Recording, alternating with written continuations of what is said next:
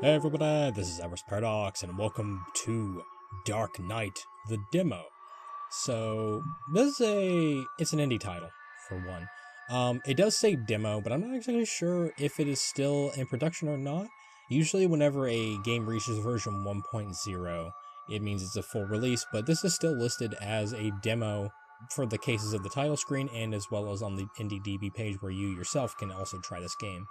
This is a indie title created by Knighthood Games, and the most recent release actually came out in January of 2016. So I'm actually interested to see. We've been playing a lot of older games, and this is another fan request as well. Sadly, I was not able to locate the comment that I originally annotated this from, so if you are watching this, person who requested this, good on you. I apologize for not being able to find that comment. What I have been doing is I've been basically making a text file with all the games that have been requested and their respective requestors as time goes on, and that one I just could not find. But this is a horror game, and to what I understand, this is a game about surviving in a house until morning, so sort of like Boogeyman, sort of like Five Nights at Freddy's, but I haven't actually played it yet. So let's go ahead and hop into the game and see exactly what we have to work with. Now, this is a demo, so this could be a shorter title. Emily? Oh god. Emily. Okay. Controls are a little floaty, but that's fine. The flickering is a bit unnerving, though. I think they need to work on that. I can't open that door. Now, apparently this is a game about being home alone at night. That's a big fucking key. And shit starts going bad and stuff like that. Now, I don't know how to open doors yet, sadly. And I can only assume... Oh, that's creepy as balls. Oh, what the fuck? What kid owns toys like this? Anywho. But I can only assume that as time goes on, things are going to get progressively more creepy. The candle animation could probably use a bit of work, if I had to make a recommendation to the developer. Oh, son of a bitch. What the fuck was that? Was I just killed by the little kid from Toy Story? So this is a jump scare game. Oh, good. Good. Emily? Fuck this game. Already just fuck jump scare bullshit. Oh no. Can I close this door? I really don't want to be here anymore. That's not good. God, fucking jump scare bullshit and shenanigans. Oh god. Oh god, it's the dolls. Fuck the dolls. No, no, no, no. Dolls bad. Dolls are very bad. I want to just lock myself in my room, not with the vampire, not with the obvious Nosferatu reference. Fucking balls, this sucks. Oh, this is so not good. God damn it. That was actually a little bit more creepy because I could actually see him walking. Oh, I don't understand this game. I don't understand it at all. Like, what's the end game scenario here? Like, I know this is a demo, but still. This feels like... I don't get it. I don't. Okay, I'm gonna assume that the time of the night is a direct reflection of what horrible shit's gonna happen next. So, if I keep moving, maybe it will affect... Okay, because this is a... Oh, okay. I thought that was like just a death. God damn it. So exactly at 1:20 a.m., the death, whatever the fuck he is, puppet, comes and kills me. I'm actually starting to get immune to that particular jump scare. already. See, if I got chased by this motherfucker right here, oh, we'd be having a whole different conversation. But I don't know. Like, I don't know. I guess the end game is to keep moving or die. God damn you. What do you want from me? I'm gonna play this game until I figure out the fuck is going on. So, is there a designated path I have to take? Like, every other path leads to death except for this path. I could kind of see that. But that's honestly a very, very cruel way to go about it.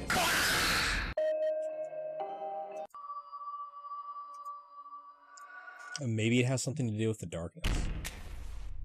Because I noticed that he's attacking a lot when the candle flicker is at a certain intensity.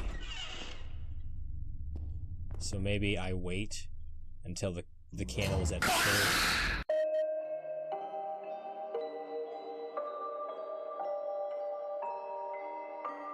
Okay, let's try this again. You know what they say about doing the same thing over and over again and expecting a different result, right?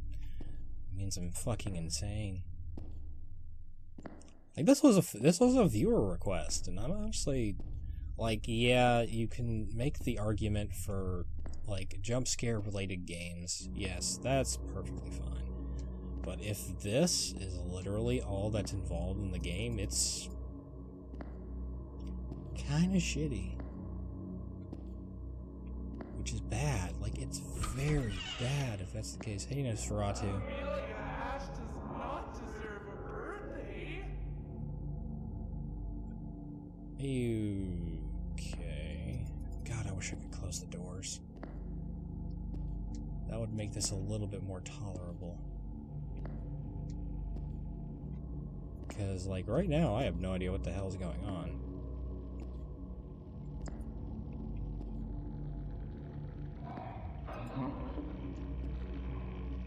Oh, here he comes.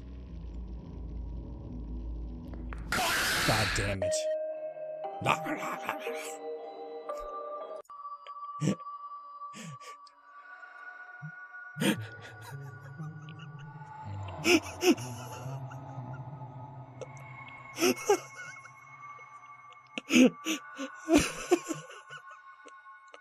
This isn't a villain. This is just a guy with a severe mental disorder who runs up to you and screams. Oh my god. Like... Oh my god. This is just... Oh, fuck me. This is so... Oh, fuck. Now that's all I'm gonna be able to think about while I'm trying to figure out what the fuck is going on. Okay, he specifically appears to have a path that is only to this area.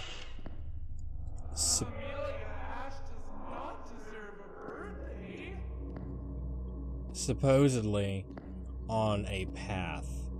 What doesn't make sense is, like, where he pops up from. Like, this kind of reminds me of what he is, but, like, is there, like, a way to douse the candles so that he doesn't just see me and come and kill me? Or, like, what is... I don't... Here he comes.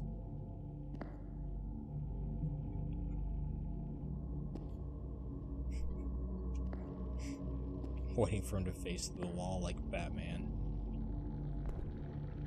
I can't. I just cannot be bothered to care. This is just so stupid. He's not even a scary villain, he's just kind of weird.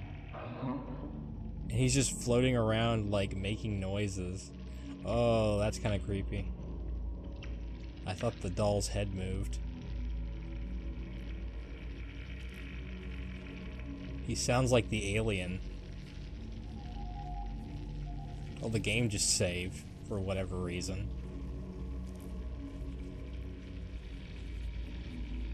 The fuck is this? I don't understand how this is supposed to work. Like, I can't move. Like, he's just sort of floating around the hallways, doing his thing. Like a big man. What the fuck?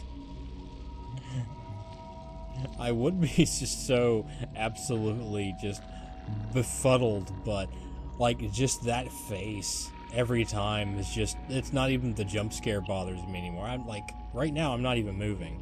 And the time is progressing, which is fine, because that's, I guess, the point, is to, like, just survive the night. But the simple fact that literally all he does is, like runs up to you and then just starts headbanging and screaming. He's just a kid with a serious mental disorder, is what it is. He's running around the house freaking out the guests. You're expecting Mama to show up and be like, "Oh, he don't mean no harm. He's just a little not right in the head." Oh, dear God. Holy shit, balls in heaven. What the fuck? December 25th of oh God. That was the, oh my. Okay. Serious face now. This is a demo. If this was originally posted in January, this is a very early build of the game. I don't think that version 1.0 should be your marker for beginning. Maybe version 0.1 should probably be what you're reaching for a little bit. I can't believe I beat your demo by standing still in a room corner. That's not a very good way to portray your work, my friend. Knighthood Games. Good start. Funny. Very funny. Good start.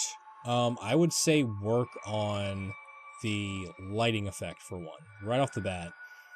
If you mess with that flickering effect too much, you're going to actually mess with your player base who have issues with seizures, which is not good. You don't want that on your conscience. Two, work on scale a little bit more. The key being basically the size of my head is takes you out of the experience a bit. Better enemy. I would say give us a better villain to work with. And this is a super early development, so segues. But yeah, better villain. I mean, even use the physical model of that doll, the black doll, or the creepy ass, like, big-eared nurse. Like, those are more creepy than this guy, frankly. Use that model. That would actually be pretty cool to use the shadow person model that you had that was like a statue. That would work. Some way to figure out what you're actually doing at the beginning. Some sort of prologue, some sort of introduction to what's going on. Control schemes would be good. It's hard to tell from a new player's perspective what you're supposed to do if you just drop them into a scenario, give you a one-line piece of voice acting, and expect you to just run for it. Granted, you did a good job on some points.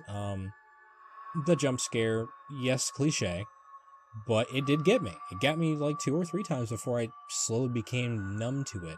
But the same jump scare cannot be your only thing, even if it is for one enemy. Good job with the lighting in the room with the Nosferatu lookalike. That one actually sort of caught me off guard. And it made me not want to go in the room, which is, well, you did have voice acting in that room. So maybe offer up some kind of item in that room. Make the player want to go into your room that has the scary thing. Make them overcome their fear. That, I think, would be a very good incentive to the player.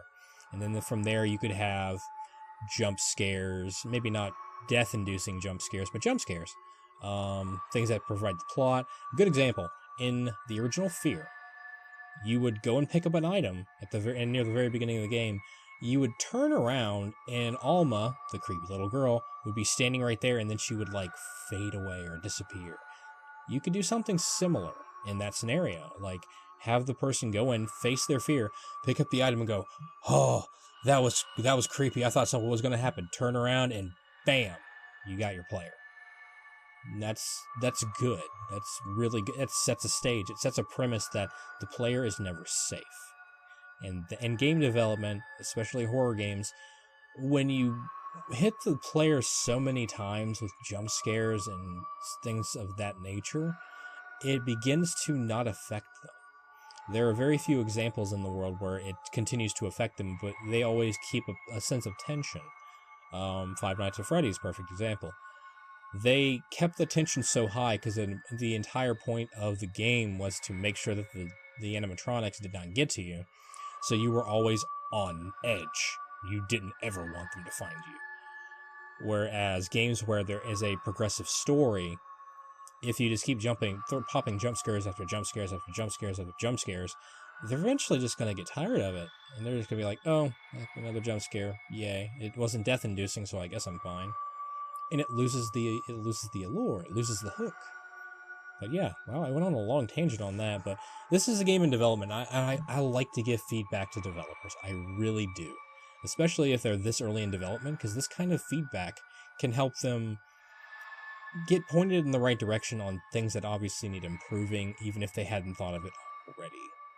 This feels like a demo that was made early enough that the developer probably has a general idea of what needs improving. It just hasn't gotten around to it yet. So yeah, this has been Dark Knight Demo. If you by Knighthood Games. If you want to see more games like this, please make sure to like the video, comment in the comment section below, share, subscribe, follow me on social media. If you want to do a little bit more, be a Patreon subscriber, be a Paradoxian. And if you have any more game requests, let me know in a comment below. And I will see you in the next one. Bye-bye!